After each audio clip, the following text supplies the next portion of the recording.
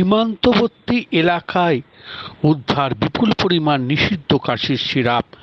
বাংলাদেশে পাচারের আগে বিপুল পরিমাণ নিষিদ্ধ কাশির সিরাপ উদ্ধার পশ্চিমবঙ্গ চাপড়া থানার খ্রিস্টপাড়া এলাকায় একটি বাড়ি থেকে। চাপড়া থানার পুলিশ গোপন সূত্রে খবর পেয়ে বাড়িতে তল্লাশি চালিয়ে উদ্ধার করল 300 বোতল নিষিদ্ধ কাশির সিরাপ।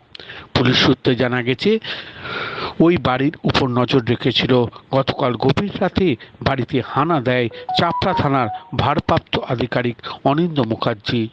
তার নেতৃত্বে বিশাল পুলিশ বাহিনী। বাড়ির তালা ভেঙে ঘরের ভিতরে খাটের নিচের পেটিতে রাখা ছিল নিষিদ্ধ কাশির সিরাপগুলি। ঘটনাস্থলে যায় কৃষ্ণনগর পুলিশ ডিস্ট্রিক্ট ডিএসপি শিল্পী পাল। বাড়িটি সিল করে দেয় পুলিশ। তদন্তের স্বার্থে পুলিশ বাড়ির মালিকের নাম প্রকাশ করেনি। যদিও কোথা থেকে এলো নিষিদ্ধ কাশির সিরাপ সেই ঘটনা তদন্ত নেমেছে পুলিশ। ছোহানা লাইভ, পশ্চিমবঙ্গ, বিশ্ব ব্যানার্জি।